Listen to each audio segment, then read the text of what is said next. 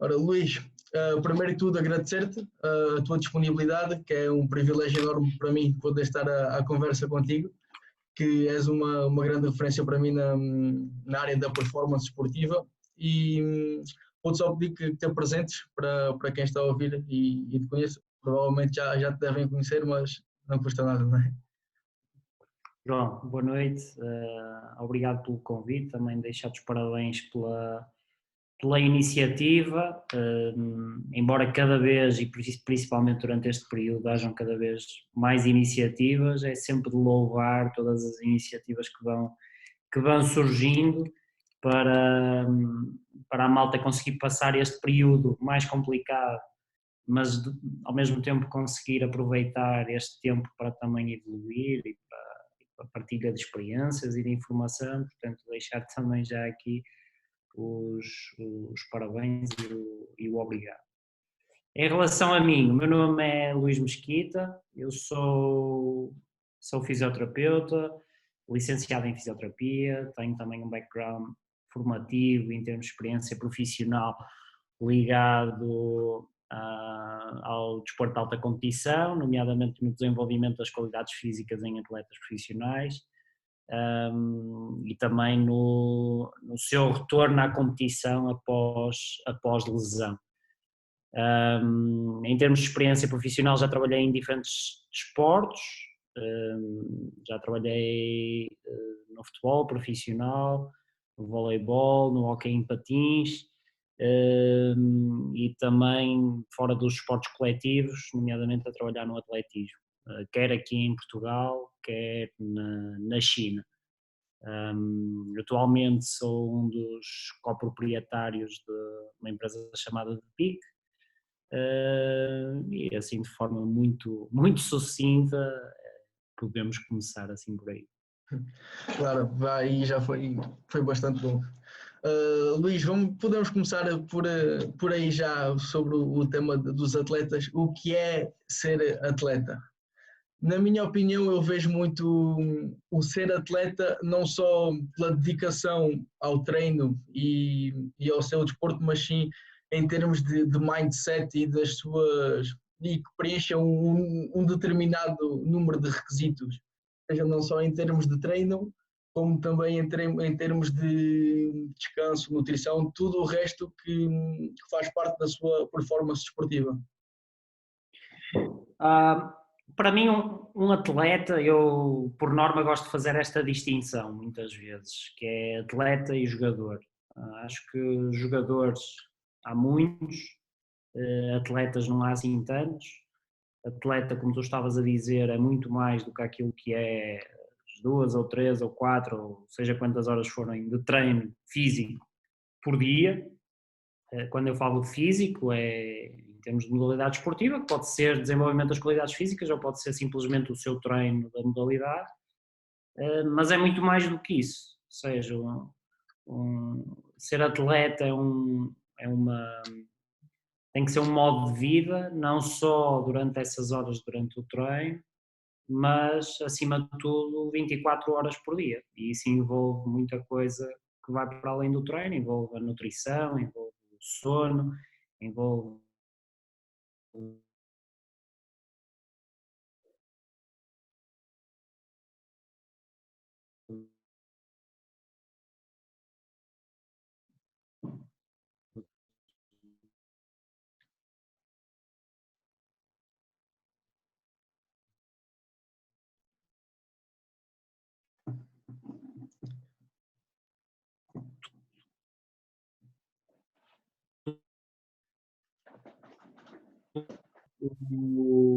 o salário, muitas vezes, que esses próprios atletas conseguem oferir.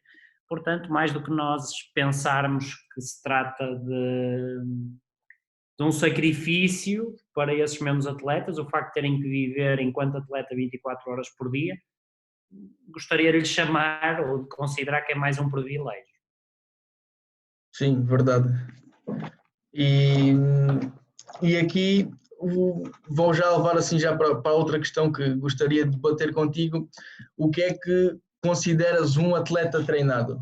Quando chega um atleta, o que é que tu consideras seja em termos de experiência de treino, em termos de capacidade de trabalho? O que é que tu consideras um atleta treinado?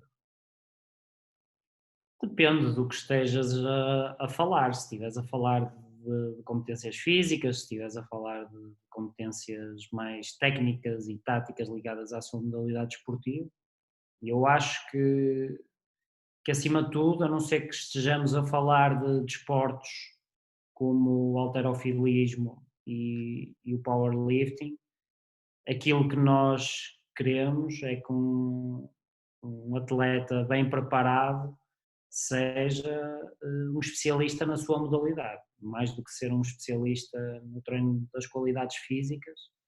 É importante é que ele seja muito bom na sua modalidade esportiva, e penso que este deve ser o primeiro passo, basicamente, em 99% das modalidades esportivas, e que muitas vezes, no nosso caso, ou seja, enquanto fisioterapeutas ou preparadores físicos, mais a malta que está ligada mais em termos de departamento, o chamado departamento de performance, muitas vezes nós focamos-nos demasiado naquilo que é o desenvolvimento das competências físicas ou das qualidades físicas, sendo que em muitas modalidades esportivas essa competência física ou essas qualidades físicas muitas vezes nem são a parte mais importante e decisiva das modalidades esportivas. Portanto, depende. Para mim, um atleta bem preparado é um atleta que está otimizado do ponto de vista técnico, tático, físico, mental, basicamente em todos os aspectos.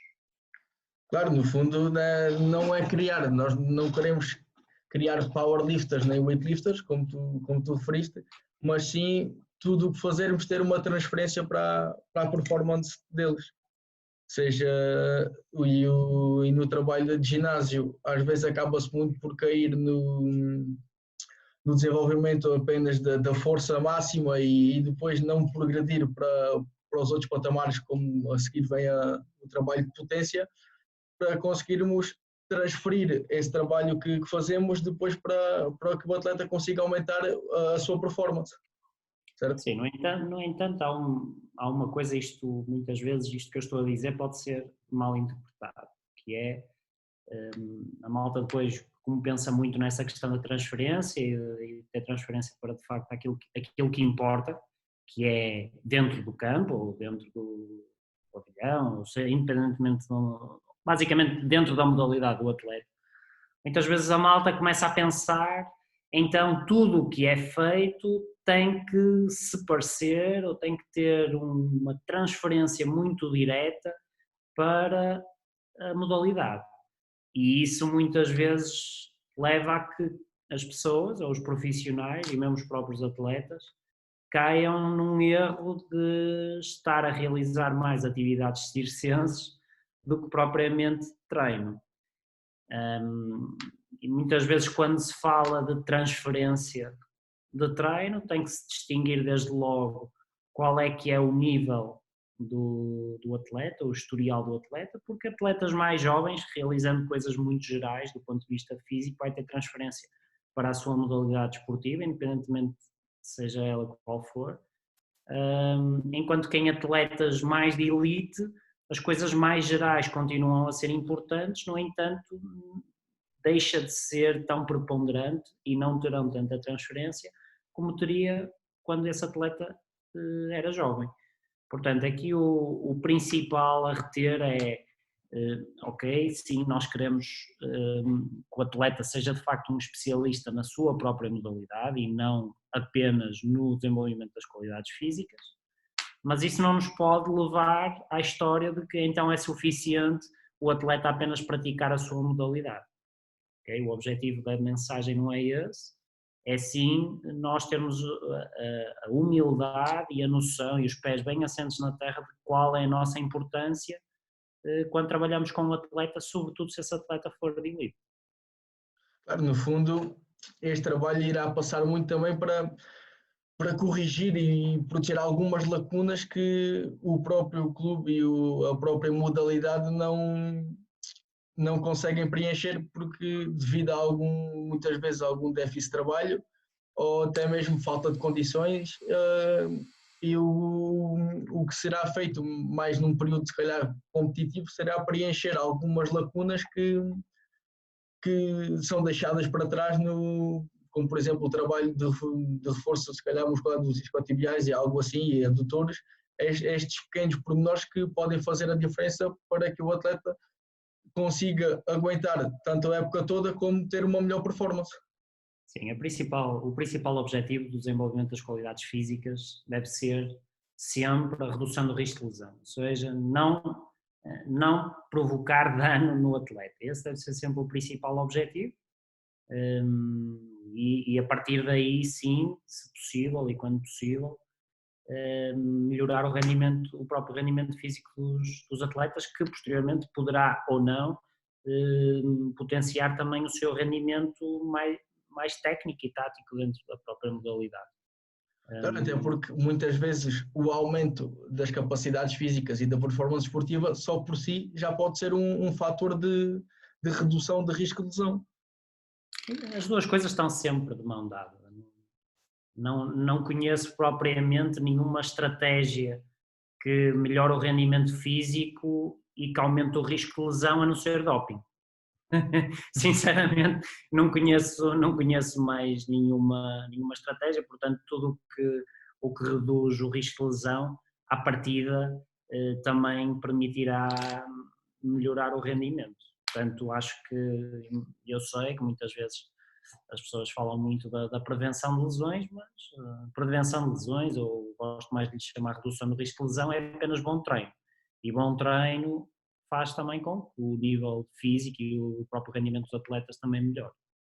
E depois aqui há que fazer perceber também, na minha perspectiva, é educar também os atletas para que não se foquem só apenas no treino, porque o treino vai ser uma percentagem dessa redução do risco de lesão, mas também o foco, como falámos no início, nos outros aspectos que irão beneficiar ou prejudicar a performance, como o descanso, como a própria recuperação, a nutrição, porque isto irá tudo ter uma influência, porque há muitos atletas que se focam apenas no treino das capacidades físicas e em serem bons na sua modalidade, mas depois esquecem-se de todos os outros aspectos que estão em volta da performance.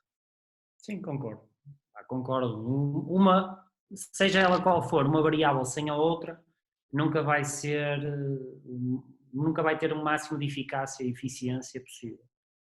No entanto, eu também vejo o oposto, também vejo muitos atletas e muitos profissionais muito preocupados com a recuperação e com tudo o resto, mas não treinam. Portanto, tanto de um lado como do outro, o resultado não será ótimo. Portanto, devemos sim treinar de forma inteligente, de forma intensa, mas também recuperar e ter uma boa nutrição. Todos os fatores são importantes. Ou seja, não considero que exista um fator mais importante do que outro. No fundo é encontrar um equilíbrio que consiga equilibrar todas as peças da balança, certo? Sim. E no fundo é nós focarmos naquilo que é essencial. Muitas vezes gostamos, para marcar a diferença, de nos focar em pequenos detalhes, e embora todos os detalhes contem, sobretudo ao mais alto nível, o mais importante, e no que diz respeito sobretudo ao desenvolvimento das qualidades físicas, o essencial e o fundamental é mais do que suficiente, na esmagadora maioria dos casos, para ter ótimos resultados.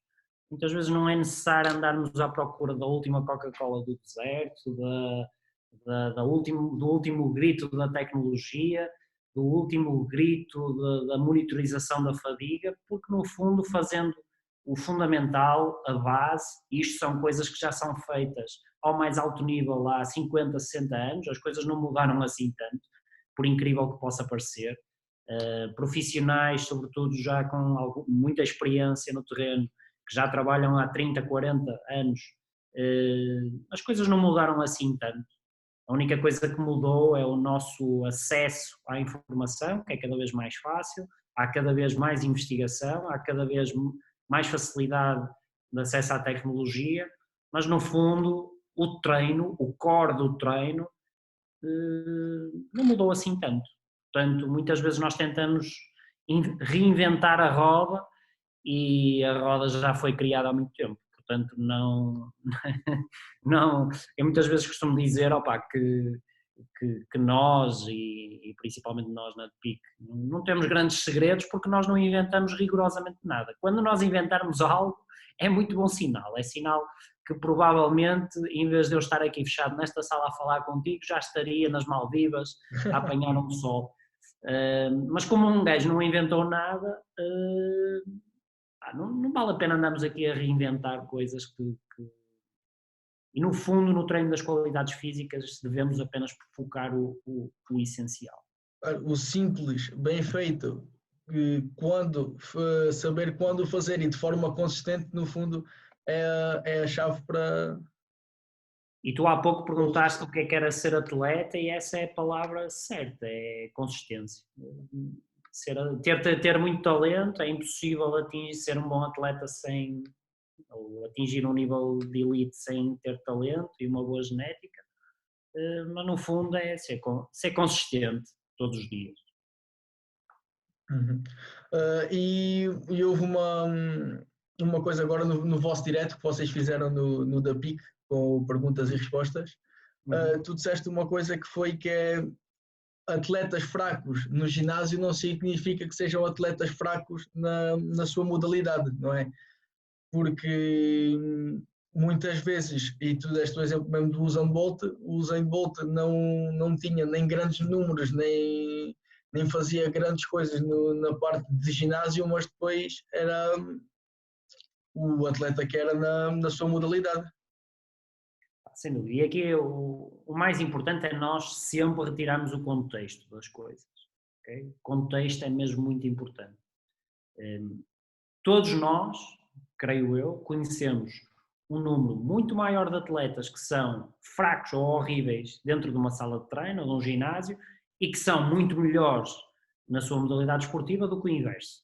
Ou seja, muitas vezes, pelo menos falando da minha experiência, os atletas, se eu tivesse que pegar assim numa média, numa percentagem, muitas vezes os atletas que são melhores dentro do ginásio são aqueles que são piores dentro do campo, do ponto de vista da sua modalidade, do ponto de vista que interessa, que é do ponto de vista técnico-tático.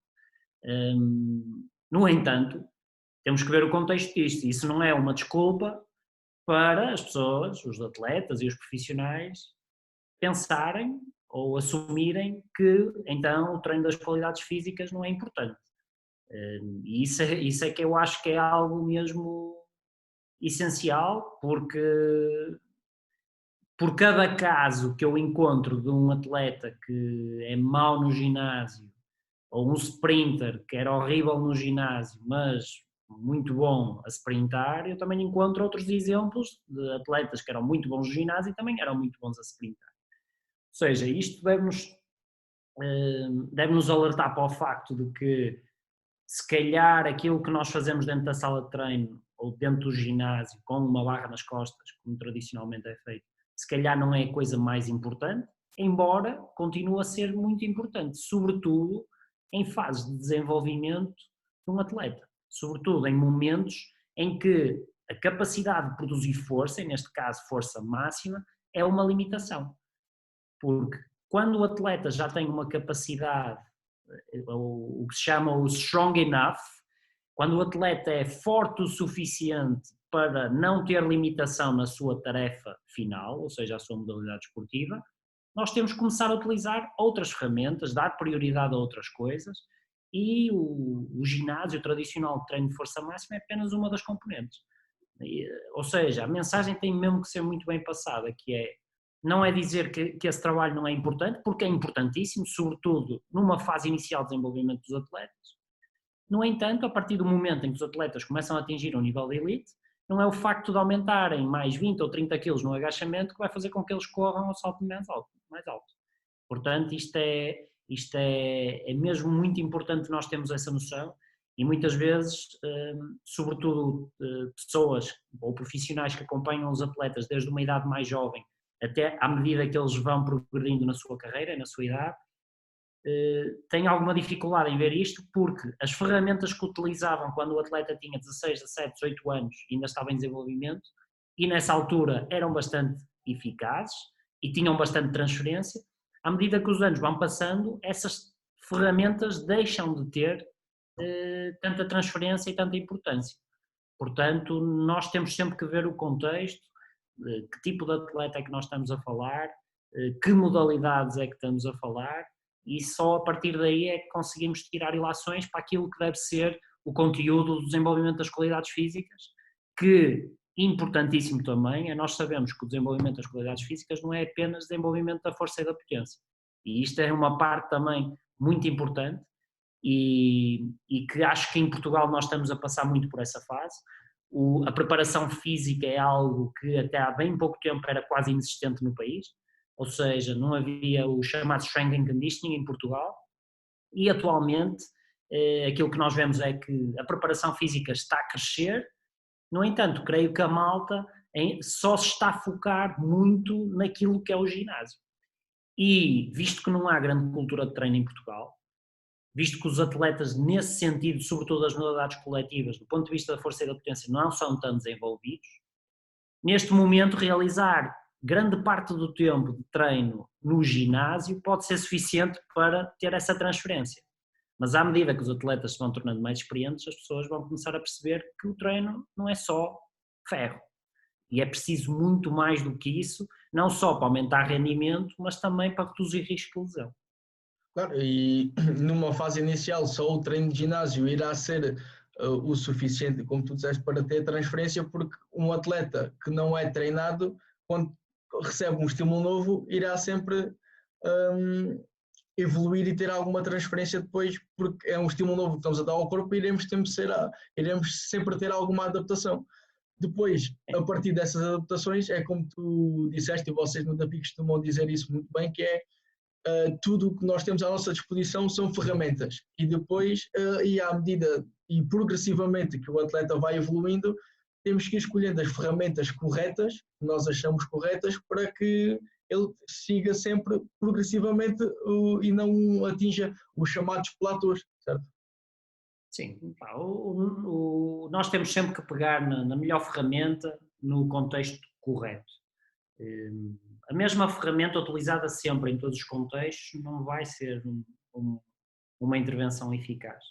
Portanto, nós temos sempre que ver qual é o contexto em que estamos inseridos, com que tipo de população é que eu estou a trabalhar, em que tipo de modalidade é que eu estou a trabalhar, para depois tomar uma decisão final. Agora, para quem trabalha com atletas pouco desenvolvidos do ponto de vista das qualidades físicas, o treino de força e potência, o tradicional desenvolvimento da força máxima, é mais do que suficiente para melhorar todos os índices físicos para qualquer modalidade. Ou seja, um atleta pouco desenvolvido, o trabalho que vai desenvolver a nível de força e de potência vai ser basicamente igual para todas as modalidades desportivas, coletivas ou não. A partir do momento em que os atletas se tornam mais avançados, aí sim é preciso ter alguma mais especificidade, sabendo de antemão que tudo o que é feito dentro de uma sala de treino, ou num ginásio, nunca é específico para modalidade nenhuma. Ou seja, o treino específico do futebol é jogar futebol. O treino específico do basquete é jogar basquete. E quando nós começamos a ver treino de força específico para o futebol, isso para mim levanta logo um sinal de alerta, porque nada que se possa fazer dentro do ginásio é específico, seja para que modalidade for, a não ser que seja halterofilismo e powerlifting. Claro, o desenvolvimento das capacidades físicas dentro do ginásio irá ser igual para a maioria dos atletas. Depois, as especificidades do próprio desporto e se calhar depois o desenvolvimento da parte do conditioning é que irá ser um bocado diferente. Se for um desporto em que seja mais explosivo ou haja mais intervalos de descanso entre os movimentos explosivos que eles fazem, ou se eles têm que aguentar aquele esforço durante mais tempo, certo? Porque a parte do próprio ginásio, do próprio trabalho com peso, com carga externa, irá ser muito parecido para todas as modalidades. Eu gosto mais do que lhe chamar especificidade dentro da sala de treino, eu gosto de mais chamar relevância.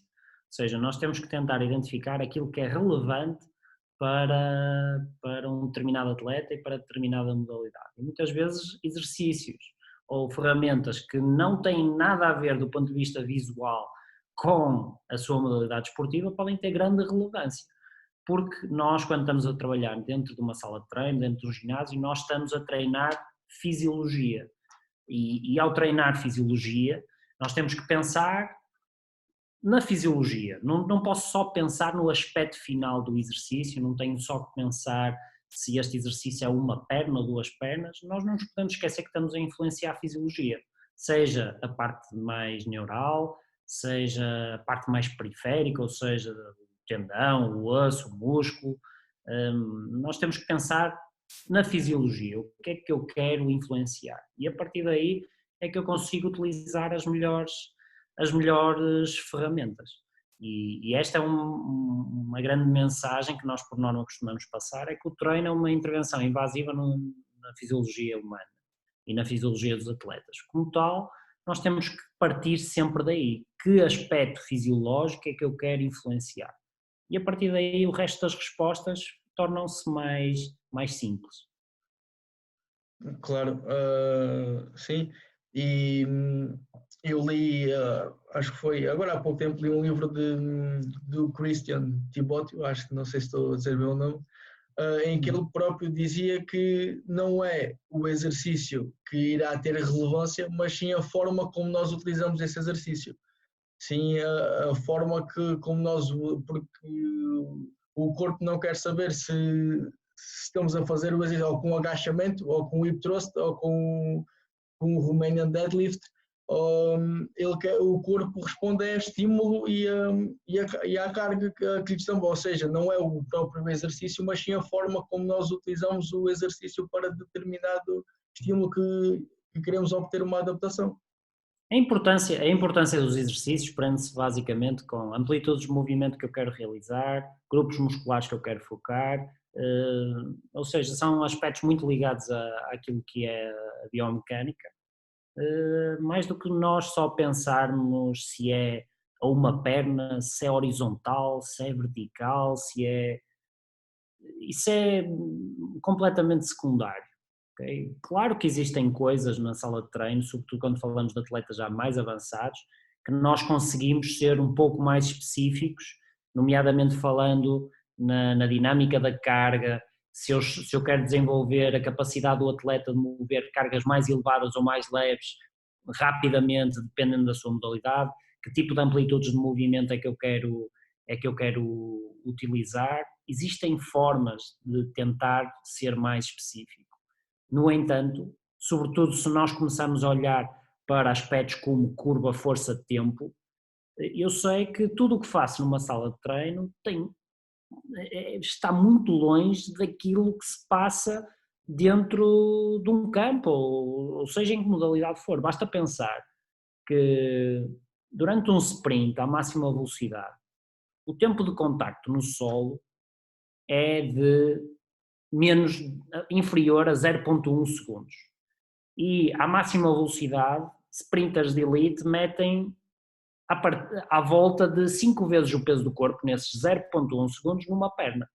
O que é que nós, dentro de um ginásio, conseguimos fazer que se aproxime sequer ligeiramente disso? Não há nada. Basicamente, a única coisa que conseguimos fazer relativamente mais próximo disso são exercícios, os exercícios chamados exercícios pliométricos, e em que mesmo aí, se nós estivermos a controlar os tempos de contacto no solo, nós vemos que é muito difícil os atletas conseguirem em drop jumps, ou seja em que tarefa for pliométrica, se já conseguimos ter 150, 160 milissegundos já é muito bom, sendo que um sprint para um atleta como o Usain Bolt, o tempo de contacto mínimo dele no solo é de 80 milissegundos. Portanto, estamos a falar que, na melhor das hipóteses, dentro de um ginásio, passamos o dobro do tempo no chão para produzir força. Portanto, isso não significa que a pliometria e os tradicionais exercícios balísticos ou os exercícios de força máxima não têm importância para o sprint. Simplesmente nós temos é que ter a noção que esse trabalho não é específico, mas é relevante. Claro, essa relevância faz toda a diferença, porque num desporto de alta competição, todo aquele 1%, seja em termos de força, seja em termos de velocidade, seja em termos de telemetria, conseguir força reativa, conta tudo como para o espectro final, não é? E há que fazer o atleta perceber isto, não descurar nada em termos de treino, porque tudo pode potenciar a sua performance. Sim, tudo tem influência, sobretudo ao mais alto nível. Aquilo que eu me apercebo dos atletas já de algum nível, sobretudo no atletismo, com quem trabalhei, com quem trabalho, é que não é o que se passa dentro do ginásio que diferencia os atletas. Não é a carga no agachamento que diferencia quem vai fazer mais distância num triplo salto, não é um counter movement jump que vai diferenciar quem salta mais num salto e comprimento, não é. Okay? De longe, isso, quer da minha experiência que eu tenho a trabalhar nesse contexto, quer de experiência de outros profissionais com muitos mais anos de experiência que eu, constatam exatamente o mesmo. Porque se nós pensarmos um bocadinho nisso, não valia a pena haver Jogos Olímpicos, nem Campeonatos do Mundo, não é? Bastava cada um fazer uma competição no ginásio, vamos ver quem faz mais agachamento, vamos ver quem tem maior salto vertical, vamos ver quem faz uma maior carga no clean. E quem tivesse os melhores valores nesse tipo de testes ganhava a medalha de ouro. Mas isto não acontece. No fundo, não há medalha de ouro nos Jogos Olímpicos para quem é melhor no ginásio, e mesmo em modalidades tipo os lançamentos, por exemplo, lançamento do peso, mesmo aí, embora exista uma maior influência da força máxima pela natureza do próprio evento, não existe uma correlação muito alta entre, por exemplo, os atletas que fazem mais supino e agachamento e que lançam mais longe. Não existe. Existem atletas que têm um supino relativamente baixo para aquela população, ok? Para um lançador do peso, fazer 250 kg de supino é um bom valor. Isso é impensável para outras modalidades, mas se calhar temos lançadores que estão no top mundial e que não fazem nem 200 kg de supino, ok? Mas sobretudo em modalidades mais de elite ou em atletas mais de elite é que nós vemos esta incongruência, em que de facto vemos que a esse nível não é isso que faz a diferença. Em escalões mais jovens, em níveis mais sub-elite, aí sim vemos uma relação muito maior. Certo. E aqui, em termos de pliometria, a progressão que vocês fazem em termos de pliometria, ou seja, eu, na minha opinião, e o que tenho feito, gosto antes de ensinar o atleta a produzir força e começar na parte da força reativa no contato com o solo, gosto sempre de fazê-lo aprender a absorver forças excêntricas, porque foi, como tu falaste, num sprint, que é quando, mesmo no futebol, que é quando existem a maior parte das lesões nos isquiotibiais, é quando o isquiotibial muitas vezes não tem força para absorver as forças que são vindas do próprio sprint a alta velocidade, que muitas vezes são cerca de 6, 7, 8 vezes o peso do nosso corpo. E então, acho que nesta progressão, acho que começar por absorver, ensinar o atleta a absorver forças, seja de começar de exercício como o tall to short, como o altitude landings da caixa. Como é que tu vês este aspecto progressivo? Sim, concordo. Começar por exercícios mais básicos, com menor sobrecarga mecânica. Eu gosto muito de analisar tudo isto pela chamada curva força-tempo.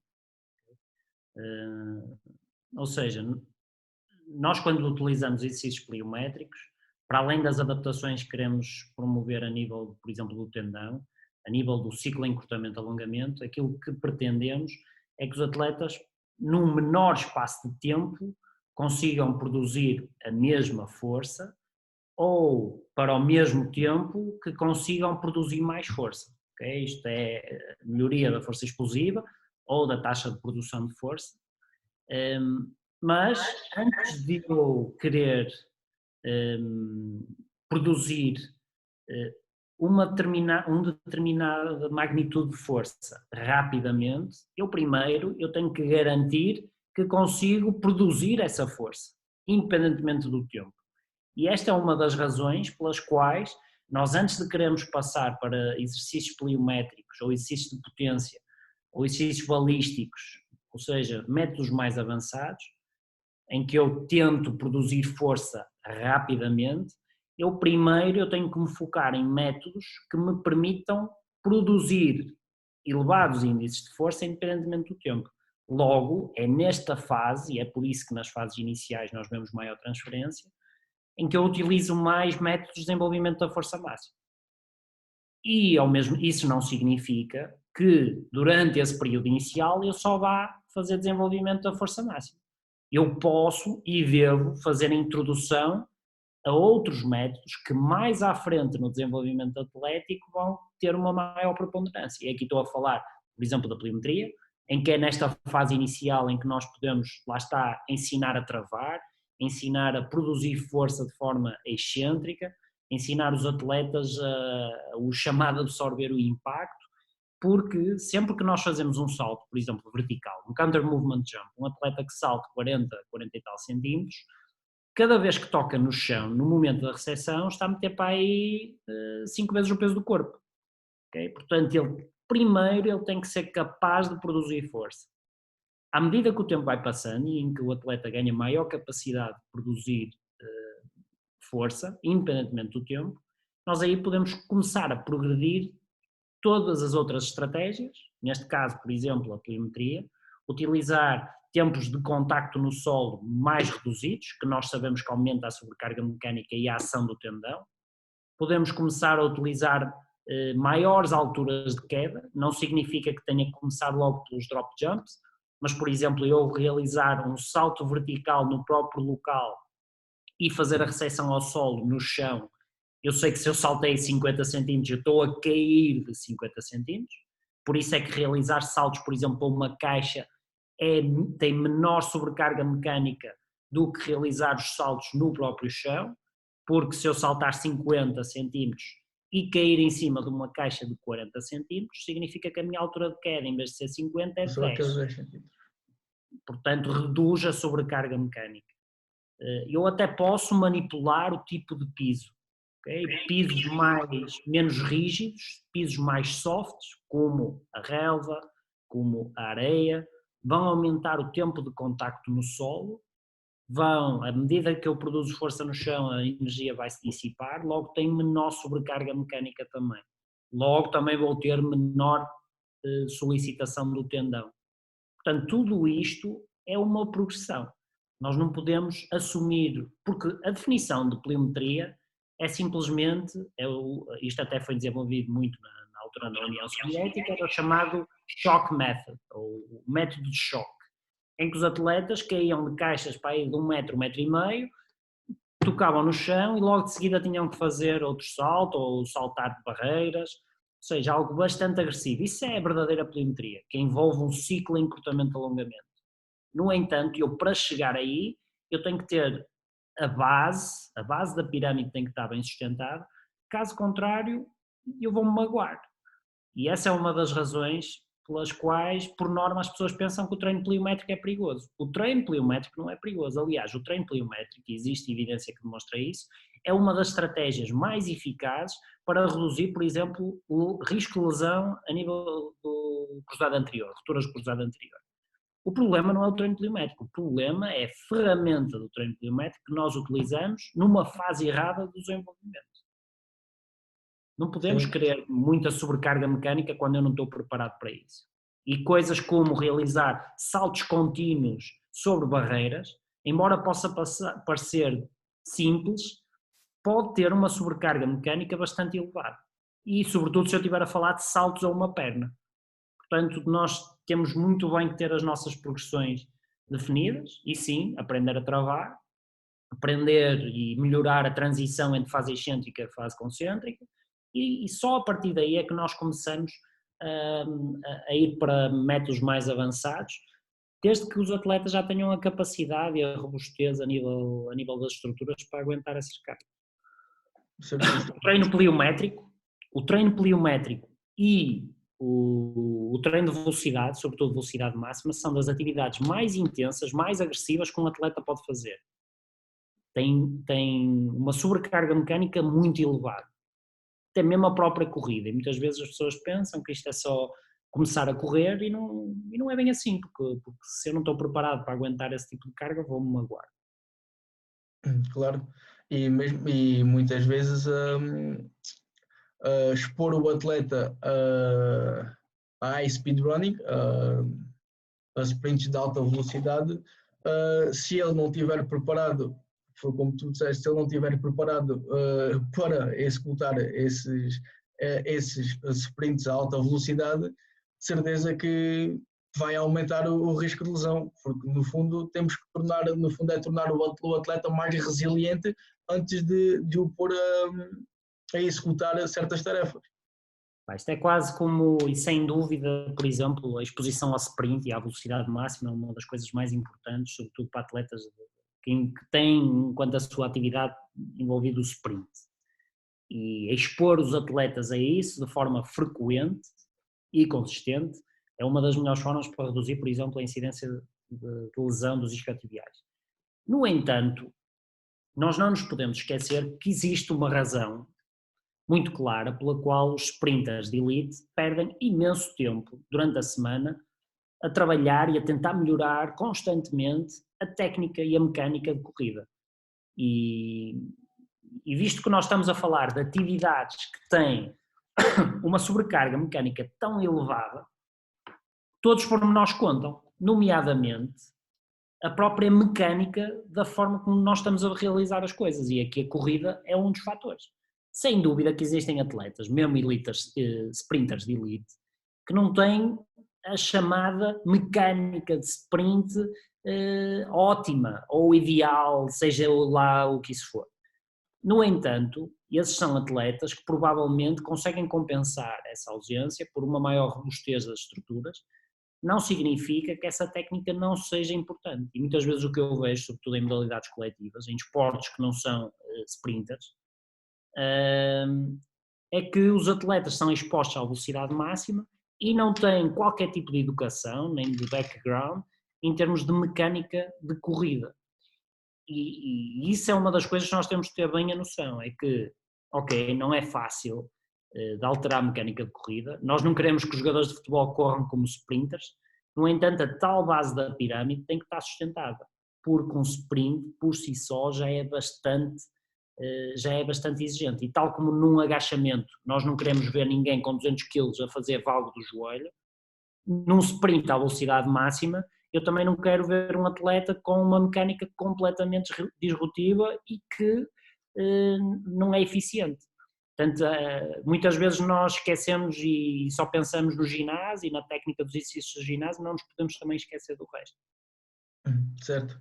E em termos hipertróficos, em termos de hipertrofia, qual é a significância, o valor que vocês dão à hipertrofia em atletas de alta competição, neste caso de esportes coletivos como o futebol?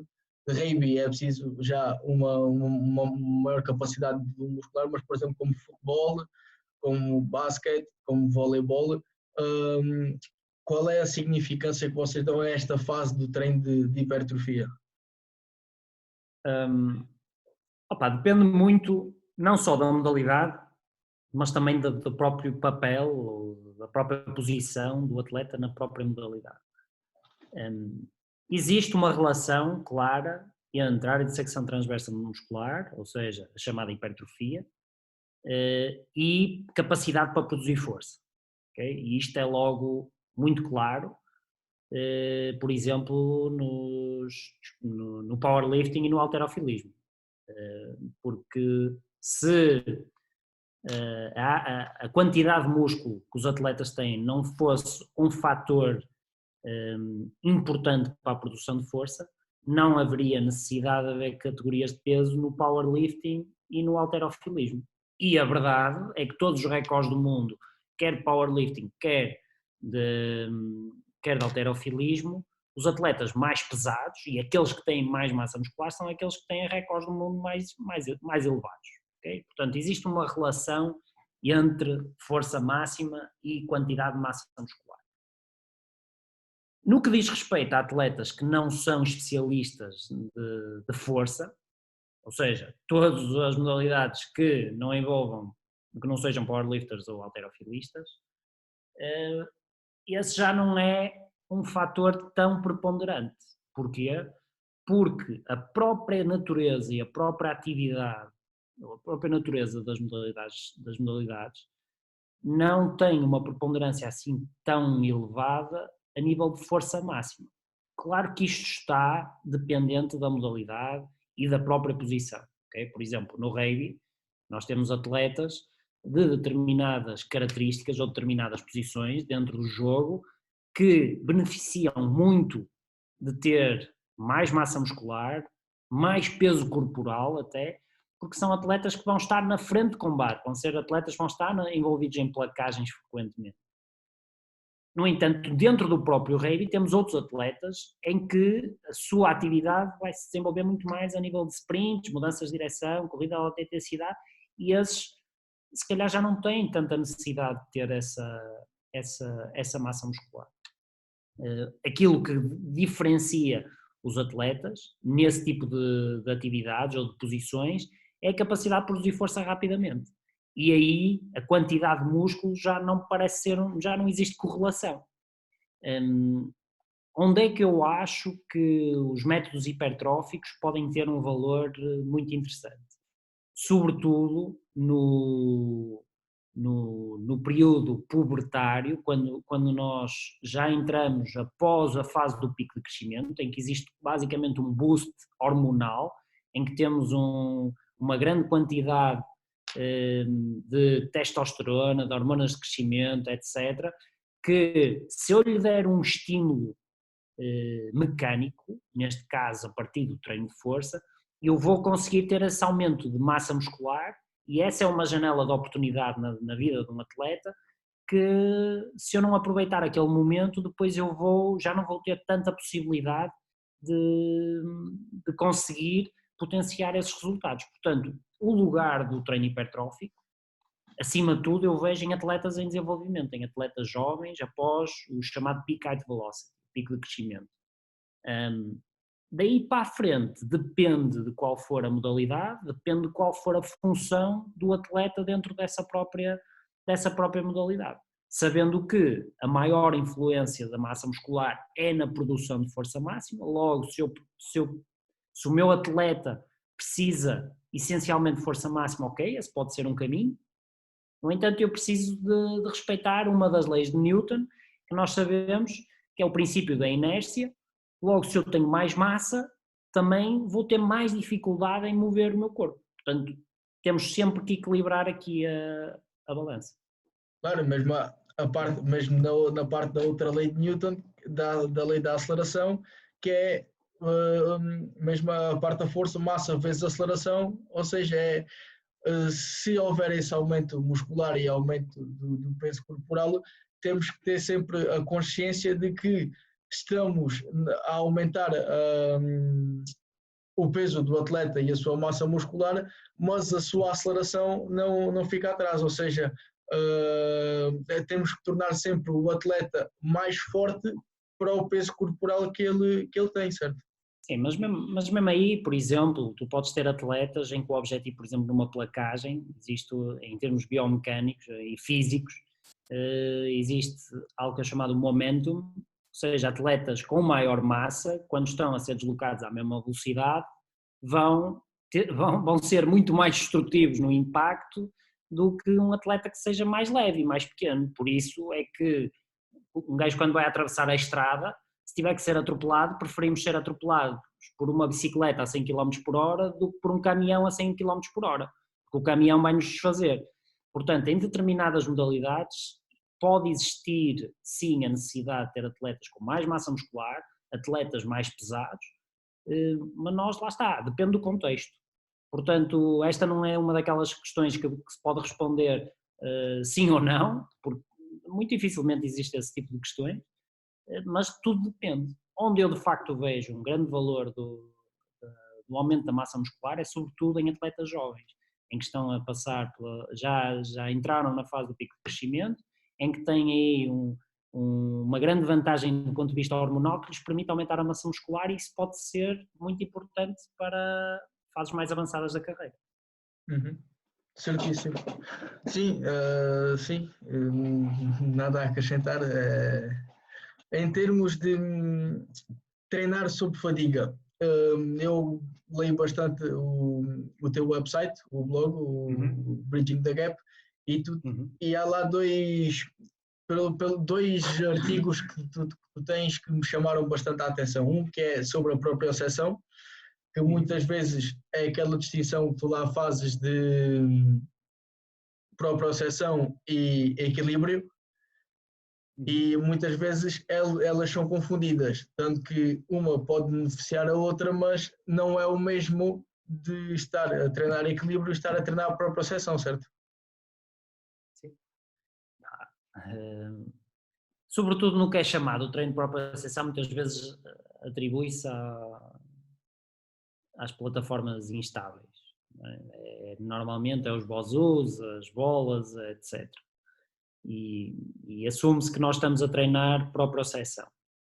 Bem, na verdade, quando nós vamos analisar a fisiologia, a anatomia, quando nós pensamos em proprioceptores, o que é que são proprioceptores?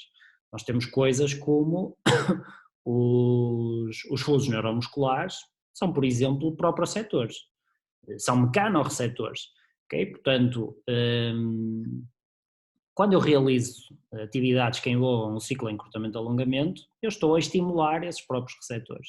Ou seja, eu a realizar treino pliométrico, estou a trabalhar a propriocepção. Eu não conheço rigorosamente nada que não trabalhe propriocepção, porque nós temos esses tais receptores, mecanorreceptores, que à medida que eu me vou movendo, isso vai-me dar informação ao meu sistema nervoso central a nível proprioceptivo. Portanto, e quando nós falamos de equilíbrio, que isso sim é algo que pode vir a ser treinado com as plataformas instáveis, existe um senão, que é o equilíbrio que se ganha nesse tipo de tarefas não tem transferência para outro tipo de tarefas. Ou seja, o facto de eu conseguir aguentar mais tempo no bozu, a fazer malabarismo com 3, 4 bolas de olhos fechados, a contar números na parede, não significa que quando eu saia de cima do bozu e vá para a relva, para o chão, para o cimento, seja lá qual for a superfície, não significa que eu melhorei nesse tipo de tarefa. E aí entra o tal princípio da especificidade. Eu vou tornar-me bom na tarefa que estou a treinar. Portanto, se o meu desporto for fazer malabarismo em cima do bozu, esse é o melhor exercício do mundo. Se a minha tarefa for todas as outras modalidades esportivas, se calhar existem outras ferramentas. Não significa que isso seja errado ou que seja um malefício, mas tenho sérias dúvidas que não existam outras ferramentas que permitam ter melhores resultados. Ou, na melhor das hipóteses, os mesmos resultados. Okay? Portanto, acho que isso é uma daquelas discussões que houve aí uma altura em que a malta tinha muito essa discussão. Acho que atualmente vê-se cada vez menos isso a acontecer, mas de facto não me parece que exista uma grande necessidade de andar a treinar equilíbrio, até mesmo para modalidades em que o equilíbrio possa ser de facto um fator. E aqui estou-me a lembrar, por exemplo, de patinagem ou do próprio surf. A própria prática dessas modalidades esportivas já só por si traz já é treino de equilíbrio.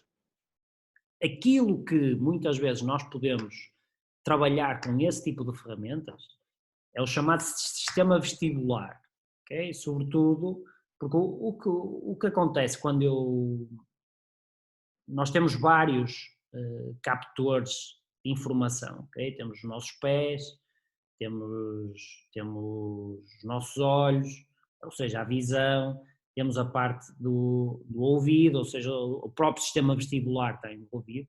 E eu, quando subo acima do bozu, eu estou a cortar muito a informação que os meus pés recebem. quando eu fecho os olhos, eu estou basicamente a depender do meu sistema vestibular. E alguns dos testes, que até são utilizados mais em fisioterapia para despiste de disfunção do sistema vestibular, é precisamente colocar em cima de uma plataforma minimamente instável, com olhos fechados, adicionando movimentos da cabeça, porque existe uma influência aí do movimento da cabeça também no sistema vestibular, e na melhor das hipóteses, esse tipo de plataformas instáveis são úteis na reabilitação ou na intervenção em disfunções desse mesmo sistema vestibular. Agora, mais do que isso, sobretudo em termos de rendimento ou redução do risco de lesão, as plataformas instáveis não me parece, Tem muito pouco a fazer, sim.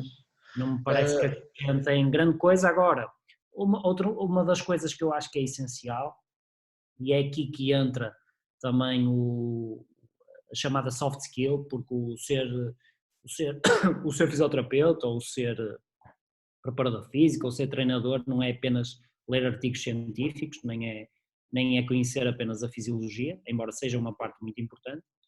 É que se tu trabalhares com um jogador de futebol que tem 29 anos, ganha 2 milhões de euros por ano, e tu chegas a um clube e vais começar a trabalhar com ele, e esse atleta ao longo dos últimos 20 anos sempre foi habituado a fazer bozu no final dos treinos.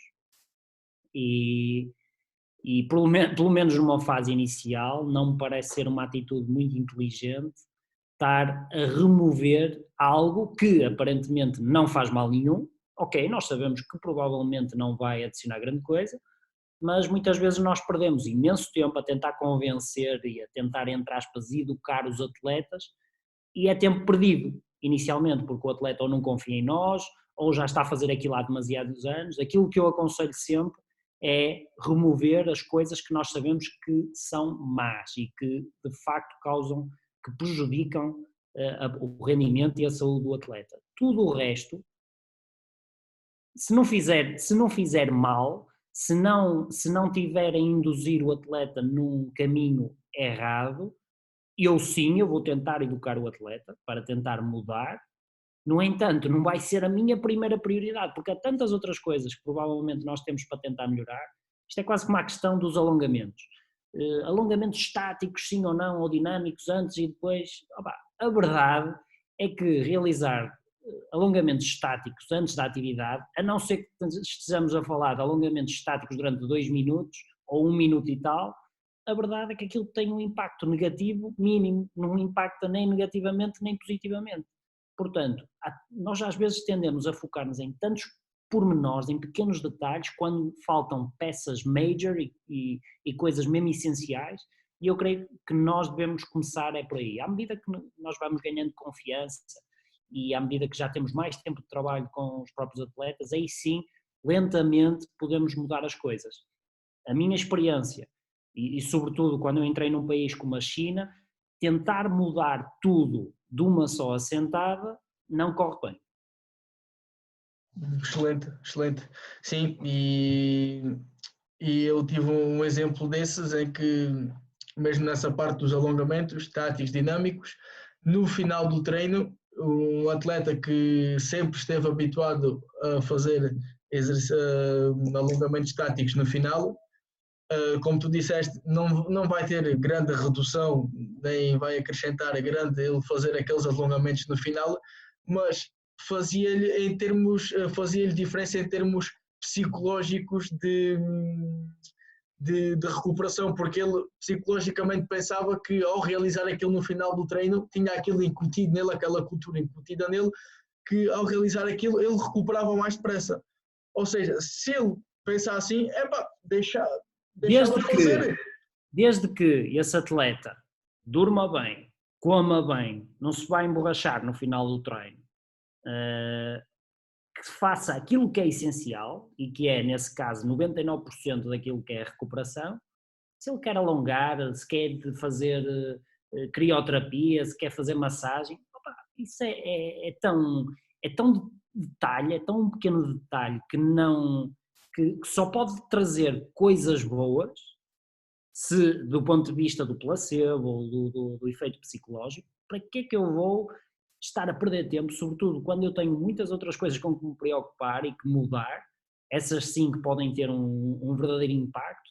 E eu creio que esse é um erro. Muitas vezes nós andamos aqui a perder tempo e numa luta, numa batalha que já sabemos quem vai ganhar, vai sempre ganhar quem tem mais poder, e nesse caso será o atleta ou o treinador, ou seja lá quem for.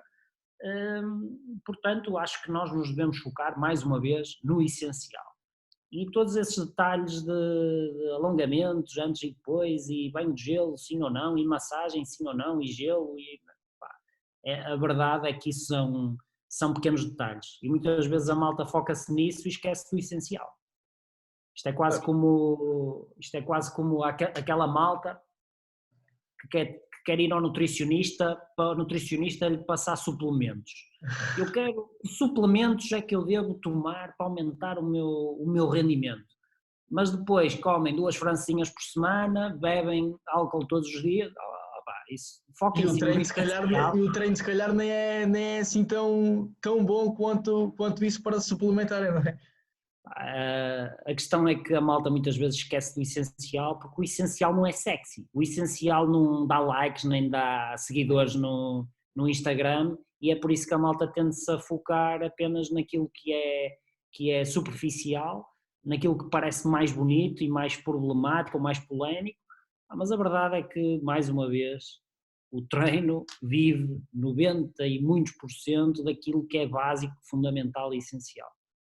Tudo o resto, ok, se acrescentar coisas, muito bem, se acrescentar verdadeiro benefício, perfeito.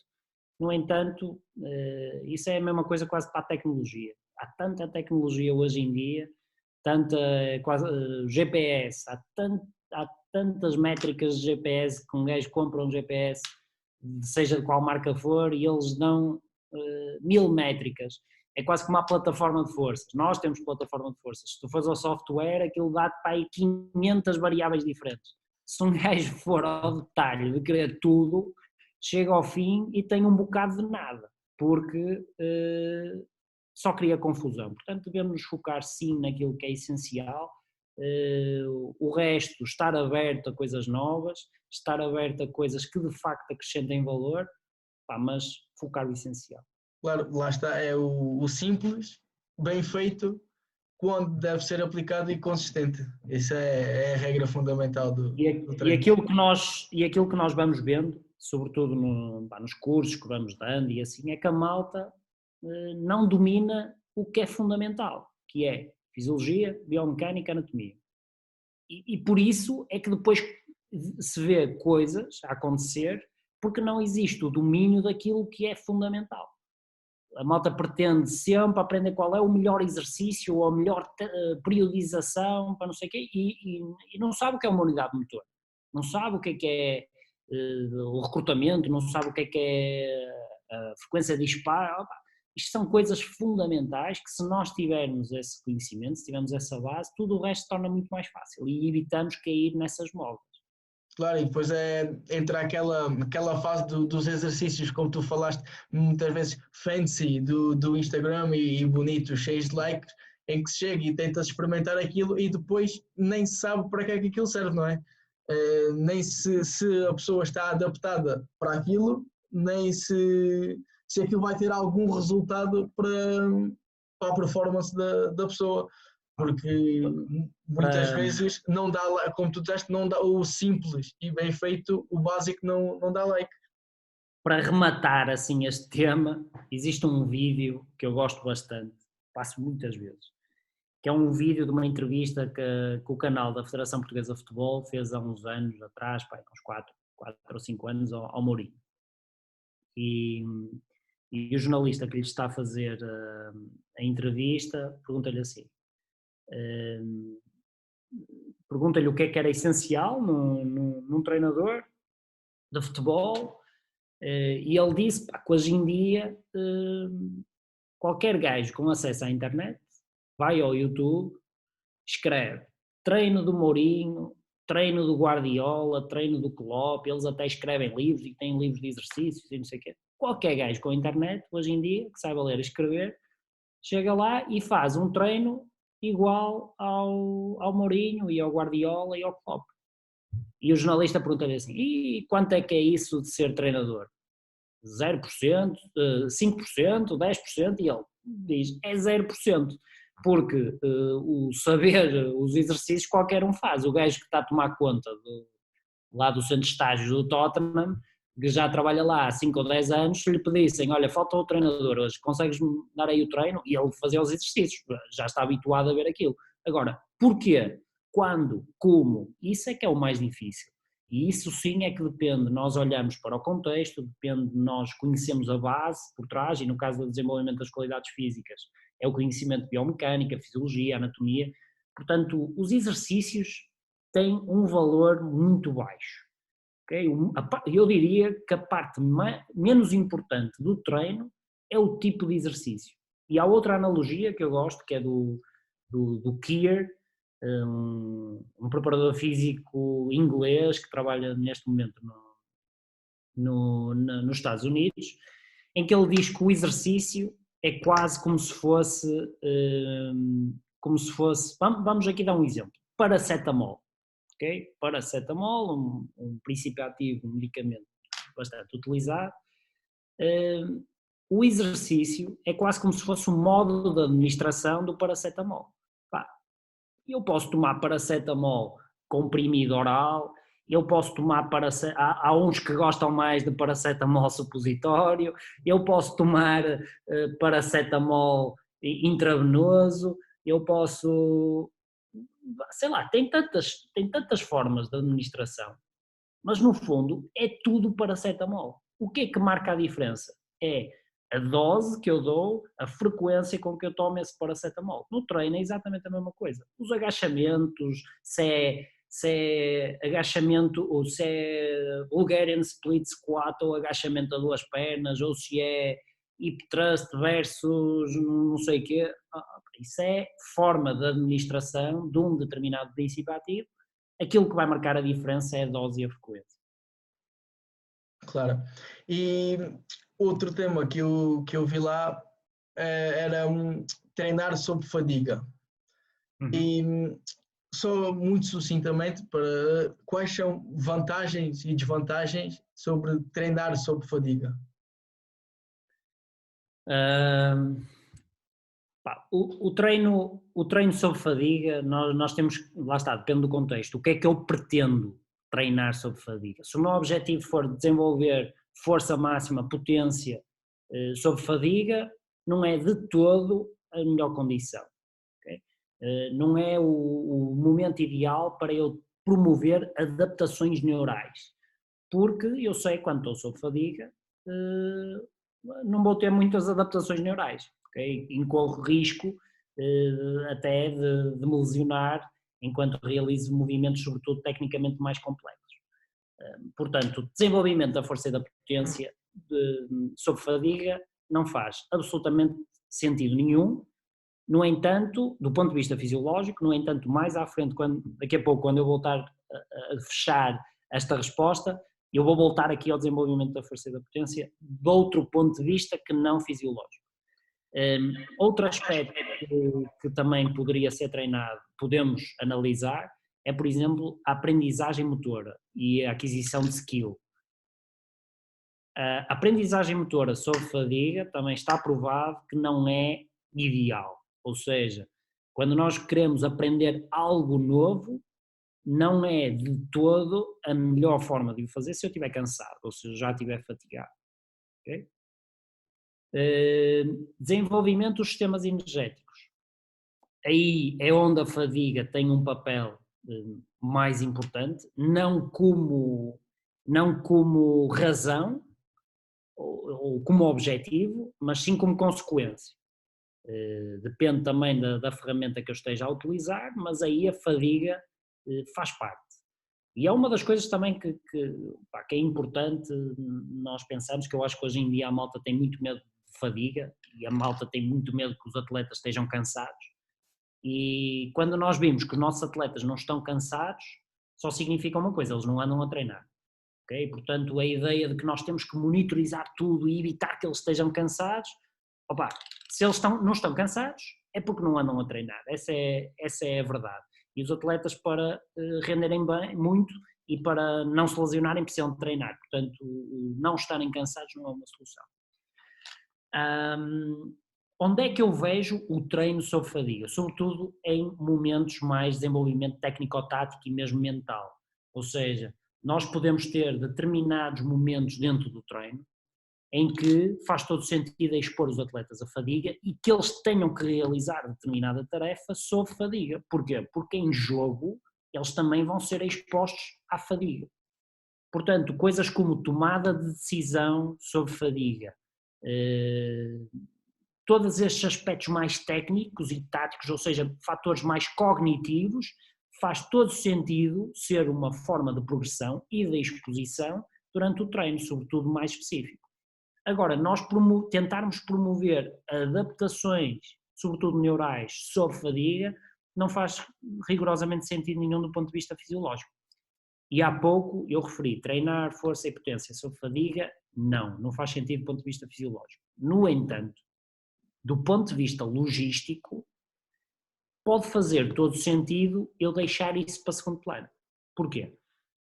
Ou seja, o que isto significa é que se eu tiver um atleta que não seja powerlifter ou weightlifter, significa que ele tem que, para além do que vai fazer no ginásio, tem que fazer outro tipo de atividade, seja jogar futebol, jogar basquete, etc. Se eu pensar apenas fisiologicamente, então eu vou dizer que o atleta vai realizar o treino de força e potência antes do treino da modalidade. Enquanto que fisiologicamente isto possa fazer todo sentido, do ponto de vista logístico e do ponto de vista do risco, se calhar já não faz tanto sentido. Porque eu faço o melhor treino de desenvolvimento de força máxima e potência fantástico no ginásio. E o atleta sai do ginásio e vai para o campo e rasga, vai correr mal. E vai ser, e agora admirem-se, para quem é que vai correr mal? Para o gajo que meteu o jogador a puxar ferro antes do treino. Porque, de facto, aí o treinador tem toda a razão em ficar chateado. Porque se nós estivermos a trabalhar, sobretudo com intensidades elevadas, eu vou promover uma fadiga, sobretudo neural, que depois o atleta, se for treinar logo de seguida, vai ter problemas. Existem, claro, formas de minimizar isto, reduzindo o volume, reduzindo a distância da falha, nos exercícios de força. No entanto, do ponto de vista logístico, é que me parece ser o cenário ideal. Vejo duas opções. O atleta treinar primeiro, fazer o seu treino sempre técnico-tático primeiro, ou seja, numa parte do dia, vamos supor, treina no campo ou na pista, ou seja, onde for, de manhã, descansa umas horas e à tarde tem a exposição ao treino de força e potência, que nós já promovemos alguma recuperação pelo meio. Isto seria o cenário ideal, mundo ideal. Mundo real, se formos falar de futebol, malta, o jogador de futebol, se ficar mais do que 2 horas e meia no clube, vai promover chatices, porque o jogador de futebol, se treinar mais do que 2 horas por dia, fica em overtraining, segundo dizem. Portanto, visto que isto, na maior parte dos clubes, sobretudo em Portugal, não é possível, qual é que é a outra opção? O atleta vai para o campo, faz o seu treino técnico-tático, no final do treino, vamos ao ginásio.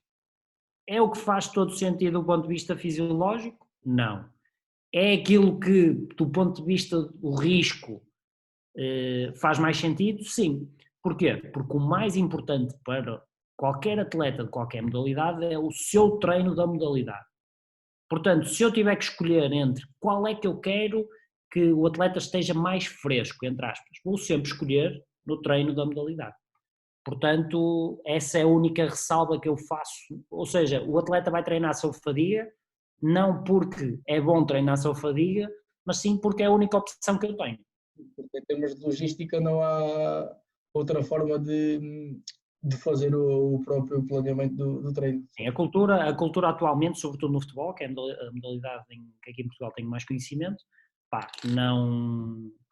não existe cultura, quer no atleta, quer em toda a gente, ou toda a estrutura que rodeia o atleta, não existe cultura para dizer aos atletas que 2 vezes por semana têm que ir à tarde para o clube para ir ao ginásio. Isso não existe esse tipo de cultura, infelizmente. Claro, e depois aí é que se consegue ver, distinguir os bons dos excelentes, não é? Faz toda a diferença. Problemas culturais são muito mais difíceis de...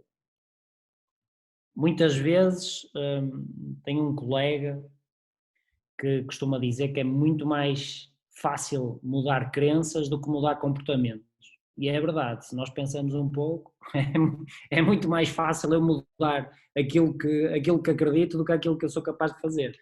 Portanto, tentar meter jogadores de futebol a treinar 2 vezes no ginásio à tarde dentro do clube, fora do seu treino de futebol, é muito difícil. Claro. Olha, Luís, estamos mesmo a terminar. Isto está a ser uma conversa excelente para mim. Estou a absorver bastante, como já estava à espera. Agora, para terminar, vou só terminar aqui com o que tu disseste lá no direto da PIC, que para mim fez todo o sentido, que quais é que eram os conselhos que tu davas para quem estava a começar agora. E tu deste os 3, que era estudar o fundamental, como já falaste, que é a anatomia, fisiologia e biomecânica, mas depois não nos fecharmos só a esse campo, mas também absorvemos os outros aspectos, seja como liderança, psicologia, tudo o que é parte do relacionamento humano, certo? Sim. Há uma coisa que nós não nos podemos esquecer quando nós trabalhamos no desporto, não só no desporto, independentemente de sermos fisioterapeutas, preparadores físicos, treinadores, todos nós temos uma função importantíssima que é educar.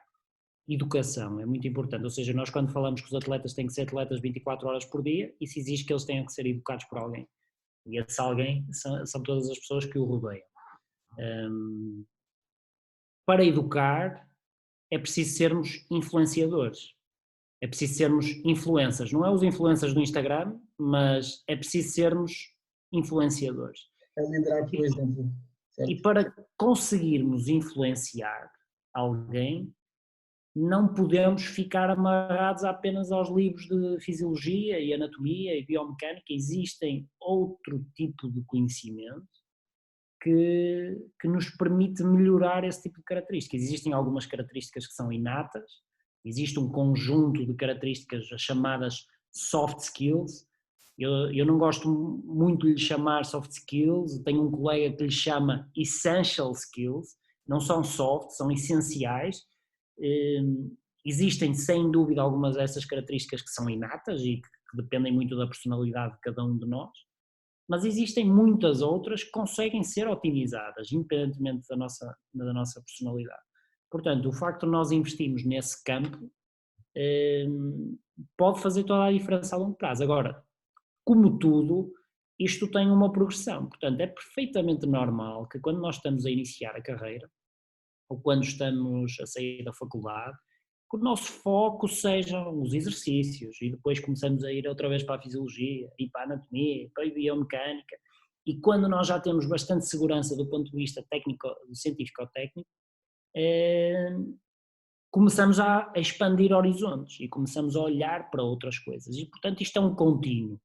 Portanto, eu quando digo para a malta estudar outras áreas, não significa que agora vamos ter que estudar psicologia, técnicas de liderança, fisiologia, tudo ao mesmo tempo. Não, tem que haver, porque senão a malta confunde-se, é demasiado, hoje em dia há muita informação e informação não é igual a conhecimento.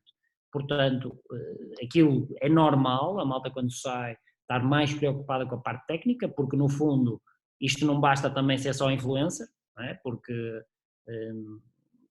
é preciso perceber de facto aquilo que nós estamos a fazer. Portanto, é normal inicialmente nós dedicarmos mais tempo à parte técnica, em termos de estudo, mas sabendo que existe outro mundo também fora disso. E esse é um dos conselhos que eu dou, a parte do estudo, não só da nossa área, mas de outras áreas.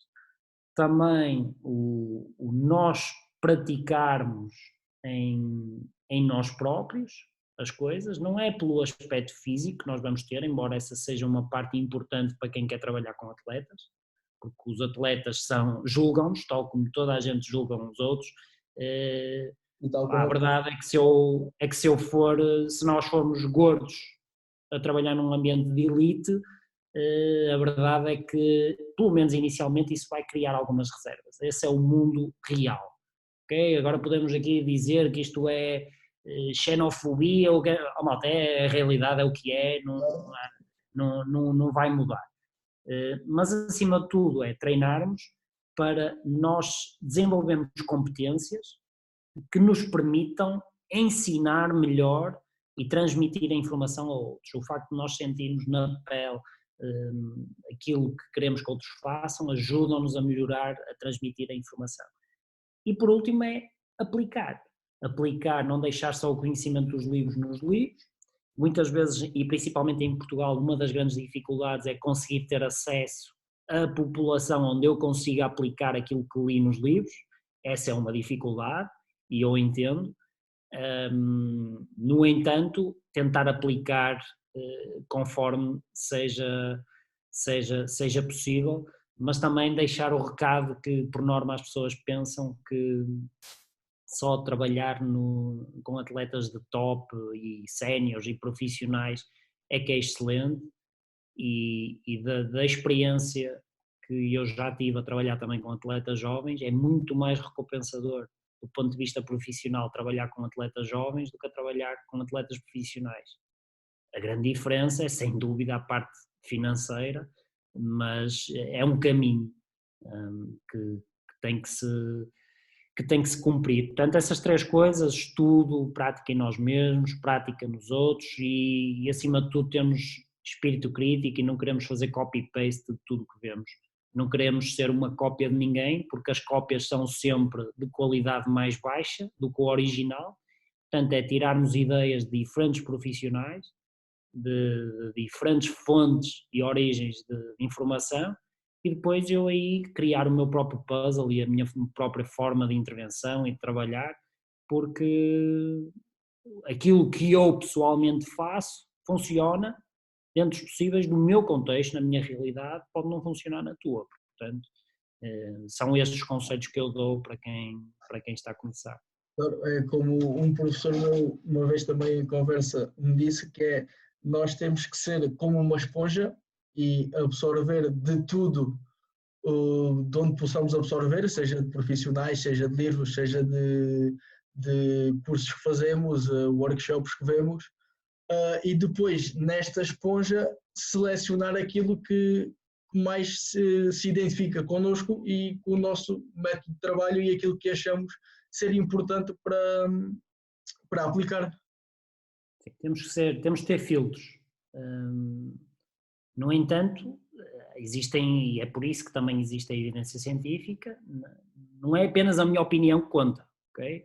Nós temos que ter a noção que existem coisas que, por muito que a minha opinião seja esta, não significa que as coisas sejam assim. Portanto, temos que ser críticos, temos que ter filtro, adaptar as coisas à nossa realidade, mas no fundo seguindo coisas que a ciência nos vai dizendo, okay? Porque se nós estamos a falar de fisiologia, biomecânica, não é o Instagram que nos ensina tudo isso. estudado, não é? Já está tudo. Não é o Instagram que nos ensina esse tipo de coisas, portanto é isso, e o conselho também é para a malta se rodear de pessoas, e hoje em dia as redes sociais são uma boa forma de obter muita informação, que lá está, pode ser boa, pode ser má, mas o facto de seguirem as pessoas certas, de lerem os sites corretos, lá está, ter este filtro ativo, pode tornar as redes sociais uma ferramenta bastante útil. Eu vou ser muito sincero, eu tenho atualmente, sobretudo a nível, por exemplo, eu não uso o Twitter, no entanto eu tenho o Twitter em que sigo um conjunto de pessoas, e mesmo no Instagram, em que eu sei que quando houver informação relevante, eu posso beber daquela fonte sem estar a ser enganado, ou sem estar a ser iludido mais numa tanga que surgiu para aí.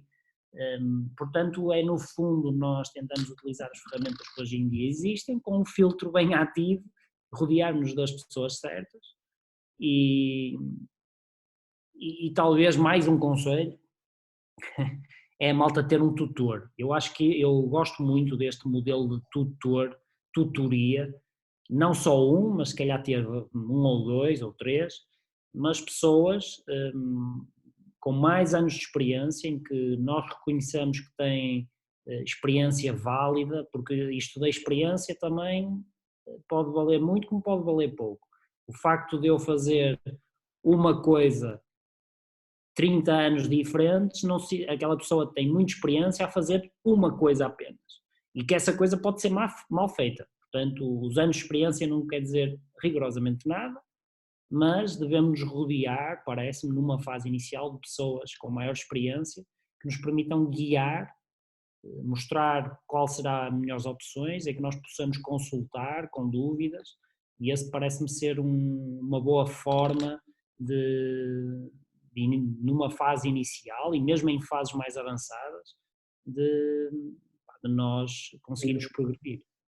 E eu identifiquei-me bastante com essa fase, com essa parte que tu disseste, tanto do Twitter como do Instagram, porque nós passamos tantas horas em frente ao ecrã de um telemóvel, que se conseguirmos filtrar essa mesma, as pessoas que seguimos e o público que nos rodeia, as horas, a fazer com que as horas que aqui passamos não sejam horas perdidas, mas sim estejamos sempre a adquirir conhecimento e a tentar Sim, sempre. acho que há tempo para tudo. Também não digo só utilizar as redes sociais para andar a ver informação. Opa, há muitas outras coisas nas redes sociais que um gajo também tem que andar a ver. Eu não vou dizer aqui, mas está tudo a pensar no mesmo. Mas a verdade, opa, é que sim, podemos utilizar esse tempo de uma forma mais eficiente, lá está, de conseguirmos encontrar a informação correta de forma mais simples, porque a informação está ao alcance mesmo de toda a gente. Agora, se eu rodear das pessoas certas, se calhar consigo de forma muito mais simplificada já colher a informação filtrada. Que é isso que existem muitos sites atualmente que fazem, que prestam esse serviço, que até fazem a revisão da literatura que saiu nesse próprio mês. Isso é basicamente um filtro, atuam como um filtro. E existem muitas ferramentas gratuitas, pessoas que publicam coisas em que, se eu me rodear das pessoas certas, sem gastar um único cêntimo, consigo ter acesso a toda a informação. Hoje em dia não é desculpa. A informação está mesmo ao alcance de todos. Algumas pessoas com quem eu já tive a oportunidade de trabalhar, mais velhas, em que há 20 anos atrás, sempre que quando queriam, ou 20 a 30 anos atrás, quando queriam ler um artigo científico, não iam àquele site que toda a gente sabe para sacar artigos gratuitos, mas teriam se calhar que ir visitar uma biblioteca não sei onde, fazer uma viagem ou pedir a alguém para mandar por correio. Portanto, hoje em dia somos uns privilegiados em relação a isso. Mas mesmo nessa altura, quando nós comparamos aquilo que era feito há 30 anos atrás e aquilo que é feito hoje, em termos de treino não mudou grande coisa. Sendo muito honesto, não mudou muito. Portanto, cabe-nos a nós procurar a informação nas fontes corretas. Certíssimo. Luís, como já tinha dito, foi excelente. Muito obrigado por este tempo. Obrigado eu. Ficou aqui um bocadinho grande, mas foi excelente, tinha mesmo que ser. E agradeço-te bastante teres aceito logo o convite, porque respondeste-me logo a seguir, para ser sincero, não estava à espera. Mas agradeço-te bastante e obrigado mesmo por esta conversa e por todo o conhecimento que partilhaste aqui comigo. Nada, obrigado eu e força nisso e continuação de bom trabalho. Tá, olha, muito obrigado, Luís. Um abraço. Um abraço.